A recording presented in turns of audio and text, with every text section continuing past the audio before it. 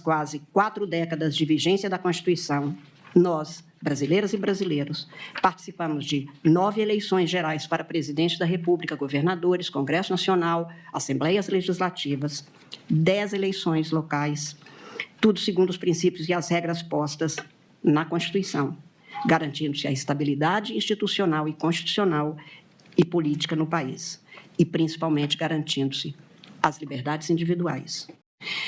Mas desde 2021, para além da aprovação mundial da pandemia Covid-19, novos focos de pesares sociopolíticas brotaram nestas terras a partir de estratégias e práticas voltadas a objetivos espúrios, ou seja, exatamente o que foi denunciado. Práticas que comprometeram ou que se conduziram no sentido da tentativa de abolição do Estado democrático de direito e de tentativa de golpe de Estado. Numa sequência encadeada e finalística, arou-se um terreno social e político para semear o grão maligno da antidemocracia, tentando-se romper o ciclo democrático das quase 4 décadas que vinham sendo experimentadas constitucionalmente pelo povo brasileiro.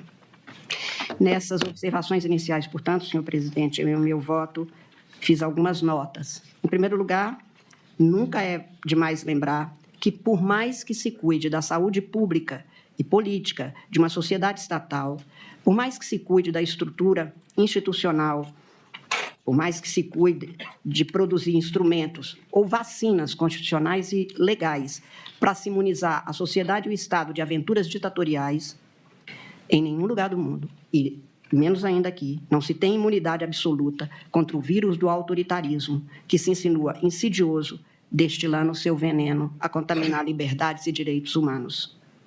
Não poucas vezes, aliás, núcleos cinicamente tentaram, surrupiados por antidemocratas, tentaram se fazer valer exatamente de titulares desses mesmos direitos. E é por isso, e não por outro motivo, que as legislações em todo o mundo passaram a cuidar em seus sistemas constitucionais e penais do Estado democrático de direito e dos instrumentos e tipos penais para tipificar como golpe de Estado um crime praticado. Eu lembro, senhor presidente, senhores ministros, que de 1851 a 1870, ou seja, quase 170 anos atrás, um dos maiores escritores do Ocidente, Victor Hugo, que foi um ferrenho oposicionista ao golpe de Estado de Napoleão III, escreveu, exilado que estava, um livro que se chama História de um Crime. O crime é o golpe de Estado. E nesta obra há uma passagem que, vou me permitir ler rapidissimamente, um diálogo de alguém da Armada que oferece a uma pessoa, uma autoridade, apresenta algumas propostas. Eu vou fazer uma tradução livre, até porque o texto é rapidíssimo, é breve. A gente apresenta a ele um documento, um decreto, entre aspas, porque está no livro que é, e ele diz, mas isso que você me propõe é um golpe de Estado.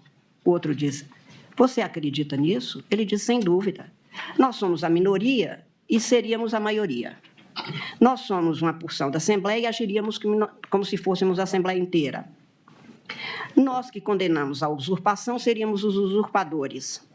Nós, os defensores da Constituição, afrontaríamos a Constituição. Nós, os homens da lei, violaríamos a lei. Um golpe de Estado. O outro responde, sim, mas um golpe de Estado para o bem. Ele diz, o mal feito para o bem continua sendo mal. Diz, mesmo quando ele tem sucesso, ele diz, principalmente quando ele tem sucesso. Por quê? Porque então ele se torna um exemplo e vai se repetir. O outro ainda redargue, mas a razão de Estado existe. Ele diz, não, o que existe é a lei, é o Estado de Direito. Enfim, digo que golpes de Estado são processos sociopolíticos complexos, ambíguos e destrutivos. Minam a estrutura de sustentação política, jurídica, econômica e institucional legitimamente vigente. Pode um sistema de direito não ser bom. Não é perfeito nenhum sistema, mas é legítimo. Por isso, distinguindo-se completamente de outros tipos penais, a tipificação desses crimes que estão no núcleo da acusação feita pelo Procurador-Geral da República, distinguem-se até mesmo daqueles em que várias pessoas praticam delitos, são identificados, delineados, mas não têm a mesma conotação destes crimes aqui. Difícil e imprescindível de se configurar no sistema jurídico, o golpe de Estado precisa ser previsto, como feito na legislação brasileira, muito recente, investigados as práticas e, em caso de conclusão sobre o seu cometimento, a responsabilização de quem os tenha praticado ou tentado nos termos do direito vigente, ou não se terá verdadeiramente Estado democrático de direito. Não há que se inventar normas ad hoc para punir golpistas, isso também seria autoritarismo, portanto, afronta ao Estado democrático de direito, mas no Brasil, o que estamos tentando fazer é valer a norma vigente sobre os tipos penais, a assunção dos comportamentos a esses tipos.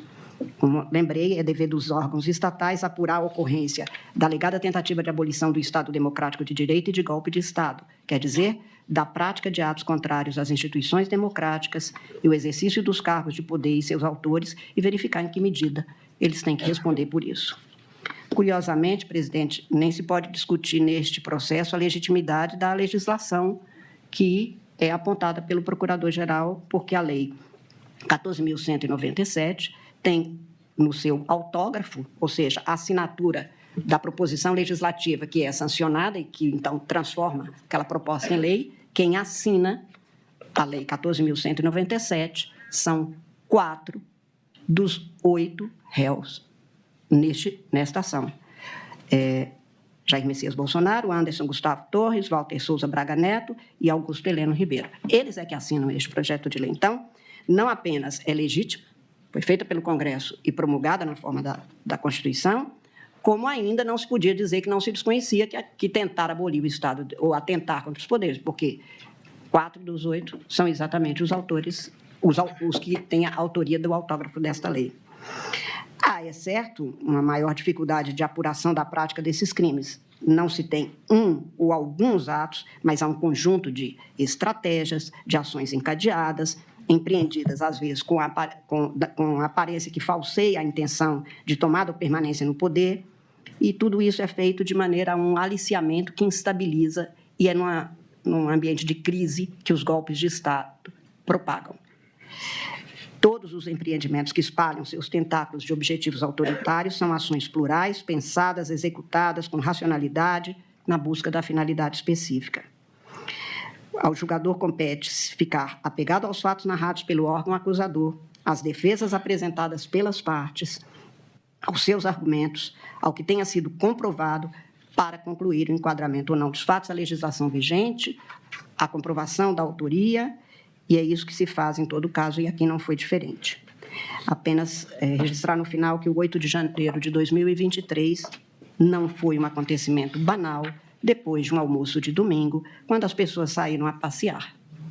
O inédito e infame conjunto de acontecimentos havidos ao longo de 1 ano e meio para insuflar, maliciar, instigar, por práticas variadas de crimes, conducentes ao vandalismo, haveria de ter uma resposta no direito penal, o que foi, aliás, anunciado pela então presidente deste Supremo Tribunal Federal, ministra Rosa Weber, na sessão de abertura do ano judiciário de 2023, ou seja, 3 semanas depois dos ataques destrutivos a valores e bens jurídicos, dentre os quais a sede deste Supremo Tribunal Federal.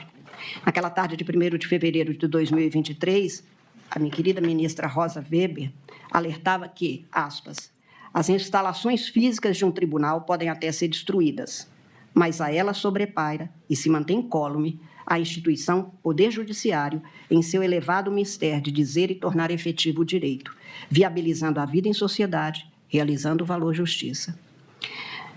Não sabiam os agressores do 8 de janeiro que o prédio sede do Supremo Tribunal, na leveza de suas linhas e na transparência de seus vidros, enquanto símbolo da democracia constitucional, é absolutamente intangível à ignorância